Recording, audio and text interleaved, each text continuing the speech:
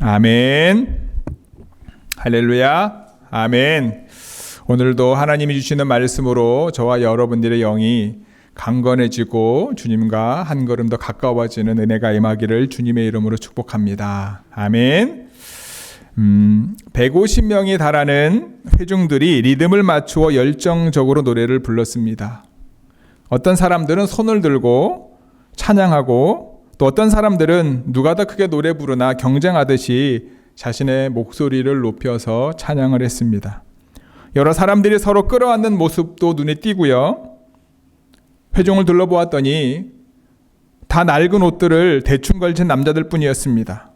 그들 가운데 놀랄 만큼 많은 사람들의 얼굴에 칼자국이나 그와 비슷한 상처들이 있었습니다. 찬양을 마친 다음에 목사가 청중들에게 론 리켈이라고 하는 사람에 대해서 이야기했습니다. 이 론 리켈이라고 하는 사람은 아프리카 마다가스카르 공화국에 있는 파스칼이라고 하는 사람으로부터 그들에게 안부를 전한다고 말하면서 그에 대해서 이야기를 합니다. 이 파스칼은요, 과학자로 교육을 받았지만 무신론자를 자랑하던 사람이었는데 어느 날 학생 데모에 참여했다가 그 이유로 인해서 감옥에 갇히게 되었고, 수많은 사람들이 맨바닥에서 서로 팔꿈치를 밀치고 앉아 있었고, 그리고 대부분이 이가 수북한 말도 안 되는 이불을 덮고 있었던 삶을 잠시 살게 됩니다. 눈을 반짝이며 듣고 있던 사람들은요, 이 말에 모두가 공감을 하듯이 고개를 끄덕끄덕 거리면서 혀를 찹니다. 이 파스칼이라고 하는 사람은 감옥에서 있는 동안 단 한 권의 책밖에 읽을 수 없었습니다. 그것은 가족들이 보내준 성경책이었습니다. 그는 성경책을 매일 읽었고 무신론자였던 그의 신앙에도 불구하고 기도하기 시작하게 됩니다. 그는 과학이 감옥에 있는 그를 도울 수 없다는 것을 알았고, 결국 3개월이 지난 다음에 그 비좁은 감방 안에서 매일 밤 성경 공부를 인도하게 되고요. 얼마 지나지 않아 놀랍게도 석방을 당하게 됩니다. 그의 사건을 담당했던 사람이 담당 검사가 마음을 바꾸게 되었던 겁니다. 더 놀라운 것은요, 이 파스칼이 감옥을 떠난 이후에도 계속해서 감옥을 찾아갑니다. 그는 한 주일에 2번씩 교도소를 방문해서 말씀을 전하고 성경을 나누어 줍니다. 금요일이면 그는 배춧국을 끓여 큰 통에 담아 가서 수감자들을 먹였다고 합니다.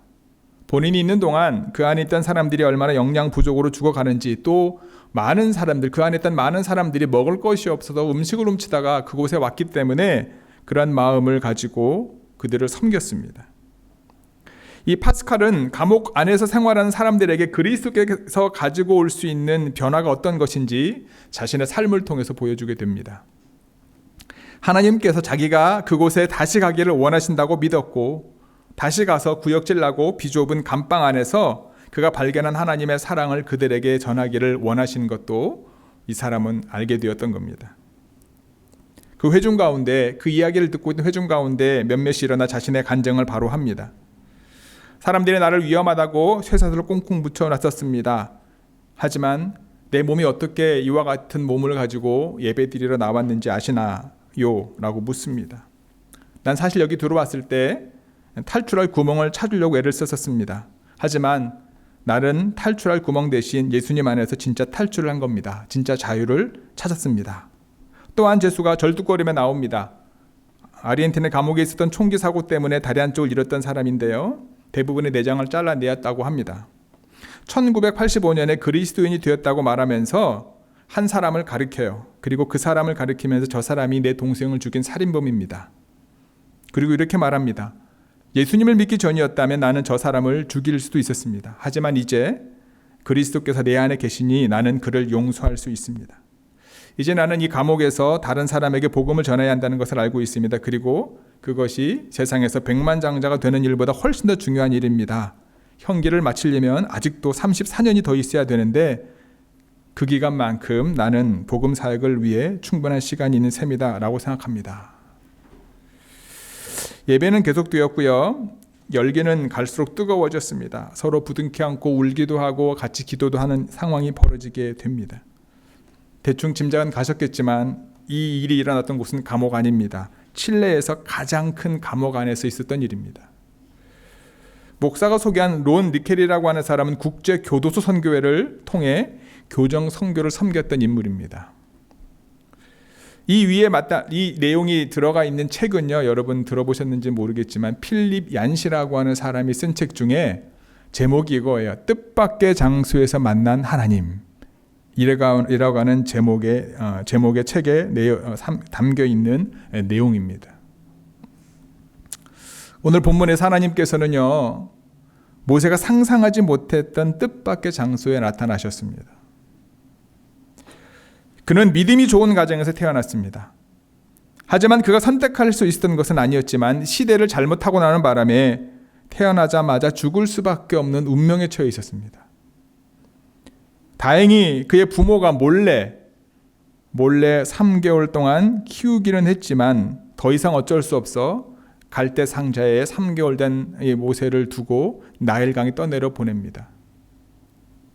다행히도 바로의 공주가 모세를 발견했고 키우게 되고 그 모든 광경을 목격했던 모세의 누나였던 미리암이 친어머니인 요게벳을 소개시켜줘서 친어머니가 모세를 이제 피딩하는, 양육하는 상황이 발생하게 됩니다.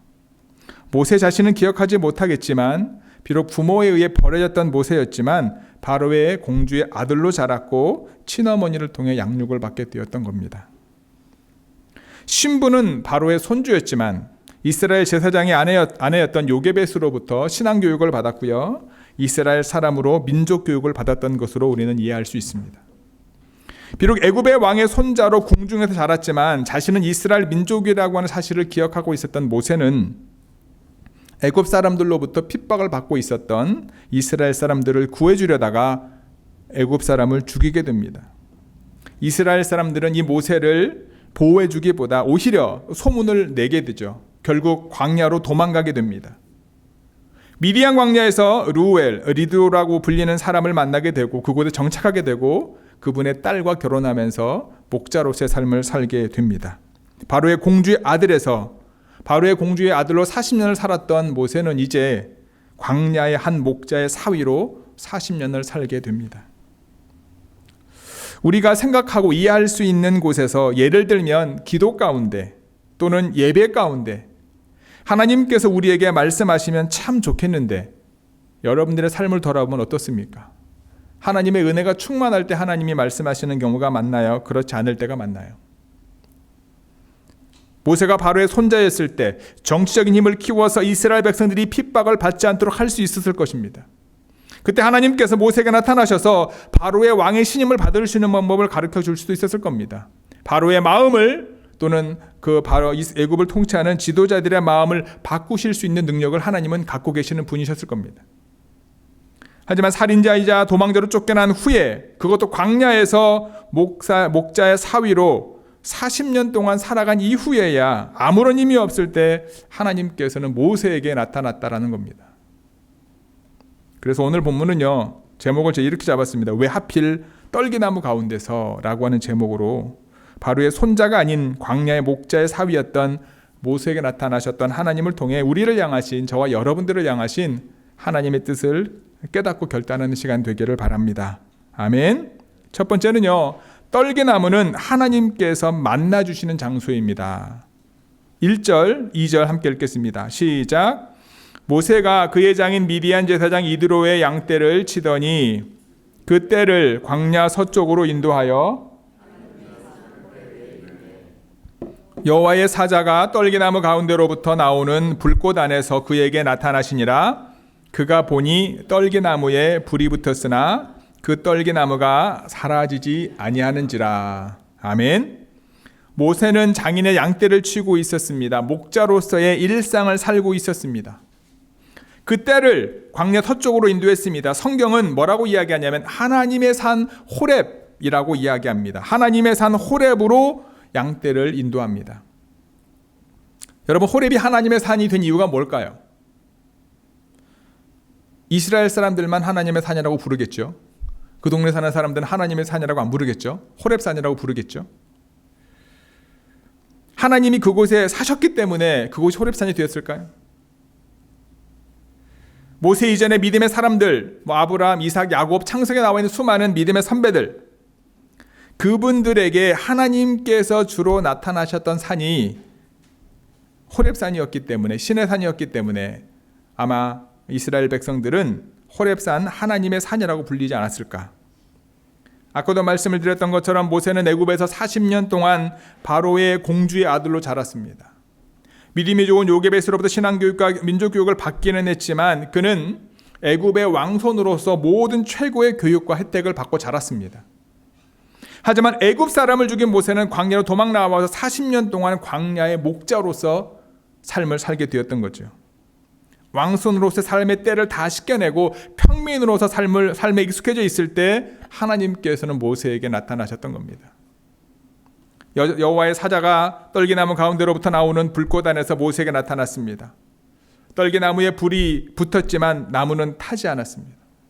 사실 메마른 광야에서 떨기나무에 불이 붙는 것은 흔한 현상입니다. 우리가 살고 있는 캘리포니아나 네바다나 아리조나 같은 경우는 더 그렇게 심하죠. 그런데 모세가 본 떨기나무가 다른 떨기나무와 달랐던 이유는 무엇입니까? 그 떨기나무가 불이 붙었는데 타지 않았다라는 거예요. 불이 붙었지만 타지 않은 떨기나무를 보기 위해 모세는 한 걸음 더 다가가고자 합니다. 그때 하나님께서 모세에게 말씀하죠. 모세야, 모세야. 좋은 교회 성도 여러분, 여러분은 우주 모든 만물을 만드신 여호와 하나님을 믿습니까? 하나님께서 여러분들에게 말씀해 주시길 여러분 정말 원하시나요? 말씀해 주시기를 원하신다면 언제 말씀해 주시기를 원하시나요? 하나님께서 여러분들을 만나 주시기를 원하십니까? 언제 여러분들을 만나 주시기를 원하십니까? 내가 정말 믿음이 좋아 늘 기도하면서 말씀을 읽거나 묵상할 때 하나님께 나타나셔서 칭찬해 주시고 말씀해 주시면 얼마나 좋을까? 아닌가요? 저만 그런가요? 저도 목회자로 설교를 준비할 때마다 척이라 이번 주에는 이 본문을 가지고 이렇게 설교해라 라고 말하면 얼마나 좋겠습니까? 오늘은 아무개 성도에게 전화를 해서 지금 이런 상황이니까 이렇게 얘기해 주면 좋아할 거야, 이렇게 기도해 줘 라고 말하면 얼마나 좋겠습니까? 오늘은 아무개 성도 집에 신방에서 그 가정을 위해서 기도해 주렴 이렇게 말씀하시면 얼마나 좋을까요? 목회하기 참 편할 텐데 책임을 내가 지지 않잖아요. 하나님이 하라 그랬으니까 했기 때문에 어떤 상황이 발생하는 건 하나님의 책임이잖아요. 내 책임이 아니잖아요. 때때로 제 일상 가운데 여러분 설교의 본문이나 내용이 갑자기 떠오를 때도 있고요. 잠을 청하거나 잠에서 깨어났을 때 내용이 정리가 되는 경우도 흔합니다. 그런데 여러분 하던 일이 있거나 그 생각을 무시하고 다시 잠을 들게 되면 다시 잠에서 깼을 때 분명히 하나님이 어떤 마음을 주셨는데 그게 뭔지 까먹을 때가 항상입니다. 자주 일어난 일이에요. 그래서 가끔씩 일어나가지고 정신없는 때 메모할 때도 있고요. 핸드폰에 그런 생각들을 적을 때도 있고요. 길 가다가 뭐 하다가도 갑자기 뭔가 아이디어가 떠오르면 정리할 때가 많습니다. 만약에 모세가 불에 타는 떨기나무를 늘 보던 것이라고 생각하고 그냥 지나쳐 버렸으면 어땠을까? 떨기나무가 평상시보다 물을 더 머금고 있어서 타서 사라지는 시간이 오래 걸리는 거겠지라고 생각하면서 그냥 지나쳐 버렸으면 어땠을까?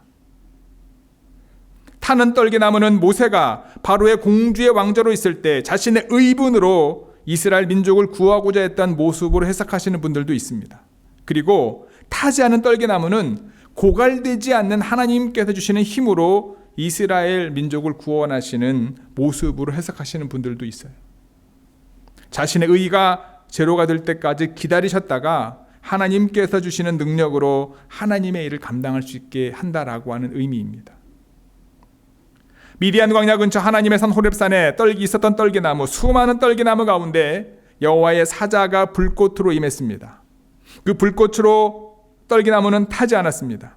타지 않은 떨기나무를 더 자세히 보기 위해 떨기나무 가까이 오려 하자 하나님께서는 모세를 부르신 것입니다. 불은 있지만 타지 않는 떨기나무는 바로 하나님께서 모세를 직접 만나주신 곳입니다. 하나님께서 늘 저와 여러분들과 함께 계심을 믿으시기 바랍니다. 하지만 우리의 힘과 지혜로 삶의 주인으로 살아가고 있다면 하나님은 기다리십니다. 우리를 떠나시는 게 아니라 하나님은 기다리십니다. 하나님께서 우리가 원하는 때, 원하는 곳에서 원하는 상황 가운데 우리에게 나타나시지 않습니다. 바로의 궁전이 아니라 광야의 떨기나무 가운데서 모세에게 나타나셨던 것처럼 자신의 힘과 지혜로 모든 것을 계획하고 실행할 수 없을 때 저와 여러분들의 삶의 자리에서 나타나심을 기억하시기 바랍니다. 우리의 일상 가운데 하나님의 임재를 경험할 수 있는 깨어 있을 때 하나님께서 여러분들을 부르시는 것을 깨닫게 될 것입니다. 광야의 떨기나무는 실패의 자리가 아닙니다. 광야의 떨기나무는 모두가 가고 싶은 자리가 아닙니다. 광야의 떨기나무는 우리가 하나님을 만나고 싶은 자리도 아닐 수 있습니다. 하지만 광야의 떨기나무 가운데 하나님께서는 모세를 만나 주셨습니다. 하나님의 임재를 깨달을 수 있도록 여러분과 저의 계획과 생각, 그리고 우리 삶의 주인의 자리를 내어놓는 좋은 교회 모든 성도 여러분들이 되시기를 주님의 이름으로 축복하고 기도합니다. 아멘. 두 번째는요, 같이 읽어볼까요? 시작. 떨기나무는 거룩한 땅에 있었습니다. 5절 말씀입니다. 함께 읽겠습니다. 하나님이 이르시되 이리로 가까이 오지 말라. 네가 선 곳은 거룩한 땅이니 네 발에서 신을 벗으라. 아멘. 불타는 떨기나무 가운데서 모세를 부르신 하나님께서 모세에게 뭐라고 말씀하십니까? 네가 선 곳은 거룩한 땅이니 네 발에서 신을 벗으라. 성경에서 신을 벗는다라고 할 땐 특별한 의미를 가지고 있죠. 특별히 당시에 풍습에서 신발을 벗는다라고 하는 것은 노예라고 하는 표시입니다. 모세는 하나님께서 자신에게 신발을 벗으라고 했을 때 그것이 무슨 것을 의미하는지 분명히 알았습니다. 그가 애굽의 궁정에 있을 때 노예들은 신발을 벗고 다녔기 때문에 알고 있었을 수밖에 없을 겁니다. 노예에게 어떤 권리도 없지요. 신발을 신지 못했습니다. 즉 하나님이 모세에게 신발을 벗으라고 하신 이유는 너의 모든 것들을 내려놓아라 라고 모세에게 요청하는 겁니다. 하나님께서 또 말씀하십니다. 뭐라고 말씀하십니까? 나는 네 조상의 하나님이니 아브라함의 하나님, 이삭의 하나님, 야곱의 하나님이다. 모세는 하나님을 보는 것이 두려워 얼굴을 가리었지만 그가 어렸을 때부터 어머니로부터 들어왔던 이스라엘 백성의 하나님께서 지금 모세 앞에 나타나신 겁니다. 떨기나무가 거룩한 땅에 있었던 것은 그 땅이 거룩한 땅이었다기보다 하나님께서 그곳에 계시기 때문에 그곳이 거룩한 땅이 된 것입니다. 하나님께서 어디에나 계시는 분이시기는 하지만 지금 모세 앞에 나타나셨기 때문에 그곳이 거룩한 땅이 된 것입니다. 미디안 광야의 모든 떨기나무가 거룩한 땅이 아닙니다. 호렙산 앞에 있었던 모든 떨기나무가 거룩한 땅이 아닙니다. 하나님께서 자신을 드러내신 불은 붙어있지만 타지 않는 떨기나무가 바로 하나님의 거룩한 땅이 된 것입니다. 이 예배당 여러분 거룩한 땅인가요? 여러분의 기도의 자리가 거룩한 곳인가요? 하나님은 어디에나 계시기 때문에 여러분들의 삶의 자리가 거룩한 땅인가요? 이 예배당이 거룩한 곳이 될 수도 있고 그렇지 않을 수도 있습니다. 여러분들의 기도의 자리가 거룩한 땅이 될 수도 있고 그렇지 않을 수도 있습니다.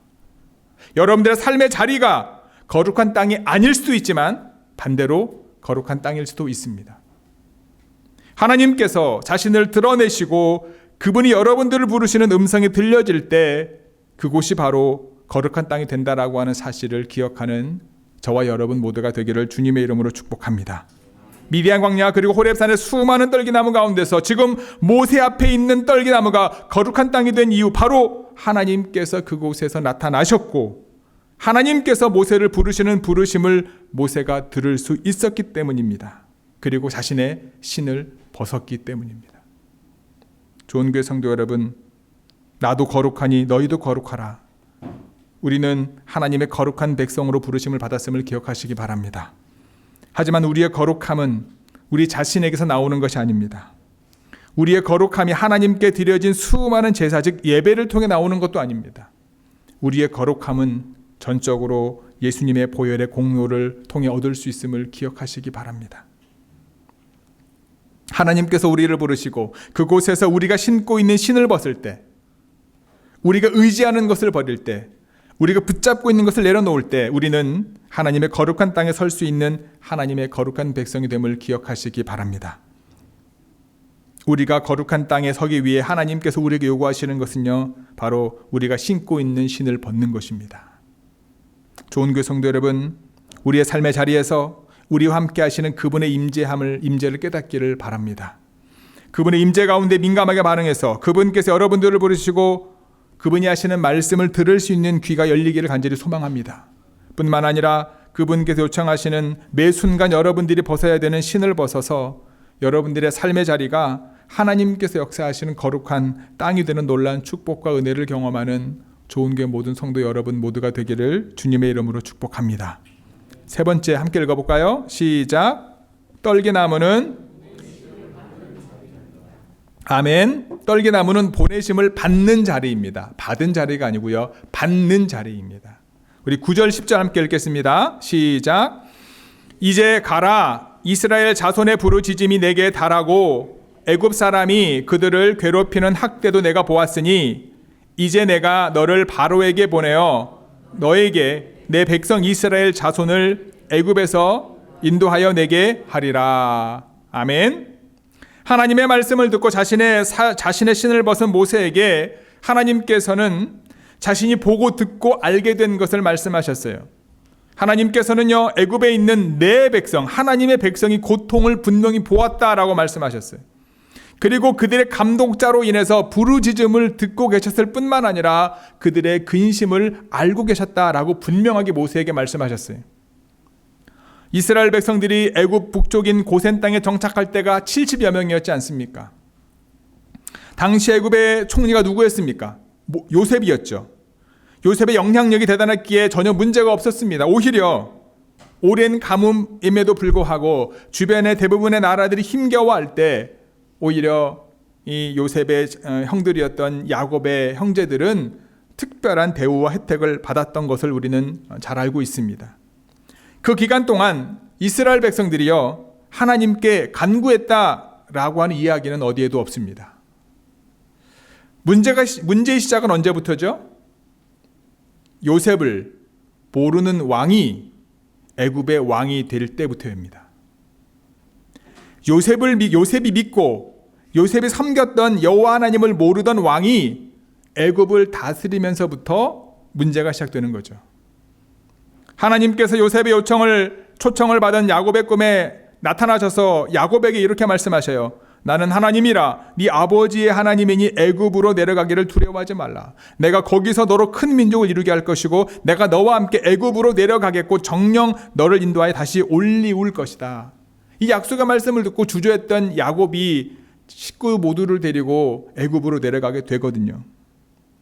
분명 야곱이 살아있을 때 자신의 꿈에 대해서 그리고 자손들의 미래에 대해서 축복했을 것이고요. 여호와 하나님을 가르쳤지만 애굽에 정착했던 야곱의 자손들은 아버지의 꿈과 하나님의 계획을 잃어버렸을 것입니다.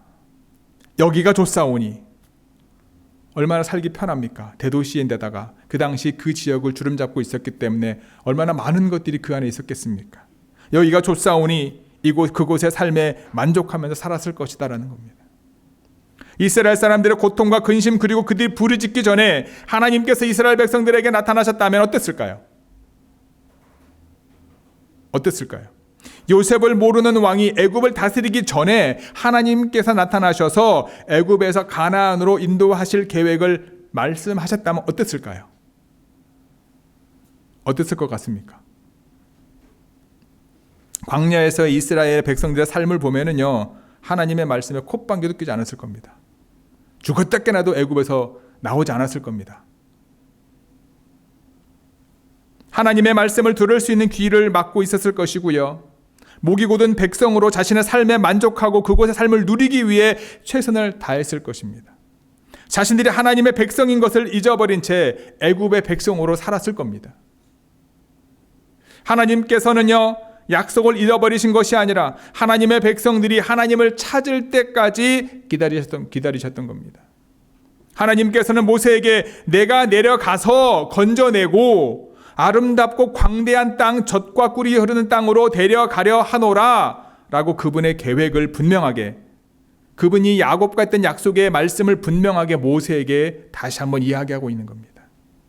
좋은 교회 성도 여러분, 하나님을 만나기를 원하시나요? 하나님의 임재 가운데 늘 있기를 원하시나요? 하나님의 음성을 듣기를 원하시나요? 하나님의 임재 가운데 하나님을 만나 하나님이 나에게 하시는 말씀 듣기를 원하시나요? 그 이유가 무엇입니까? 혹시 여러분이 원하는 것을 이루어지기를 바라는 간절한 요청이 있기 때문 아닌가요? 하나님의 임재 가운데 하나님의 신을 벗은 모세에게 하나님께서는요, 뭐라고 말씀하십니다. 자신의 계획을 말씀하시는 거예요. 약속의 말씀을 다시 한번 재확인하는 거예요. 그리고 그 계획을 이루기 위해 모세에게 뭐라고 말합니까? 뭐라고 말씀하시죠? 이제 가라. 모세가 원했던 대답은 아닐 겁니다. 왜냐하면 3장, 4장, 5장 읽다 보면은 모세가 계속 아닙니다. 난 능력 없습니다. 말 못합니다. 계속 핑계를 대지 않습니까? 하나님은 가라 그랬는데 아브라함처럼 네 그리고 가면 되는데 저라도 못 갈 겁니다. 하나님은 그 계획을 이루게 모세 보고 이제 가라라고 얘기하는 거예요. 이제 내가 너를 바로에게 보내어 너에게 내 백성 이스라엘 자손을 애굽에서 인도하여 내게 할 것이다 라고 말씀하십니다. 하나님께서는요, 우리가 생각하지도 못할 때, 우리가 상상하지 못한 곳에서 우리의 예상하지 못한 상황 가운데 우리에게 나타나실 때가 너무나 많다라는 거예요. 그분의 임재 가운데 우리가 가지고 있는 신을 벗을 때, 우리가 의지하고 있는 신을 벗을 때, 나의 모든 삶의 주인이 하나님이심을 고백할 때 하나님께서는 우리에게 말씀하실 것임을 기억하시기 바랍니다.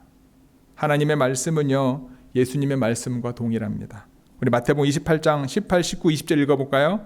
시작. 예수께서 나와 말씀하여 이르시되 하늘과 땅의 모든 권세를 내게 주셨으니 그러므로 너희는 가서 모든 민족을 제자로 삼아 아버지와 아들과 성령의 이름으로 세례를 베풀고 내가 너희에게 분부한 모든 것을 가르쳐 지키게 하라. 볼지어다 내가 세상 끝날까지 너희와 항상 함께 있으리라 하시니라. 아멘. 좋은 그 성도 여러분, 하나님께서는 자신들이 하나님의 백성임을 잊은 채 이 땅이 좋아 이곳에 머물기를 애쓰다가 고통 가운데 있는 자신의 자녀들의 고통을 보고 계십니다. 알고 계십니다. 그들의 근심을 듣고 계십니다. 그리고 그들을 구원해내기 위해 여러분과 저에게 나타나실 겁니다. 이제 우리에게 하시는 말씀, 이제 가라라고 말씀하고 계시는 거죠. 분명 여러분이 원하는 말씀이 아닐 수도 있습니다. 여러분들 중에는 모세가 아닌 부르짖 있는 이스라엘 백성 중에 한 명이라 생각할 수도 있을 겁니다. 하지만 여러분들의 삶 가운데 있는 수많은 떨기나무 가운데서 여러분에게 다가가셔서 여러분들을 부르시는 그 부르심에 믿음으로 응답하는 좋은 교회 모든 성도 여러분들이 되시기를 바랍니다. 그분의 임재 가운데 여러분들이 신고 있는 신을 벗고 내 삶의 주인이 주님이심을 고백하는 저와 여러분 모두가 되기를 바랍니다. 그러한 삶을 사는 거룩한 하나님의 백성이 되기를 소망합니다. 또한 여러분들을 보낸 자리에서 믿음으로 나아가 하나님의 구원의 은혜가 필요한 하나님의 잃어버린 백성들을 이끌어내어 하나님의 은혜를 경험할 수 있는 하나님의 계획하심과 뜻하신 바를 이루시는 데 쓰임받을 수 있는 저와 여러분 모두가 되기를 주님의 이름으로 축복하고 기도합니다. 아멘. 기도하시겠습니다.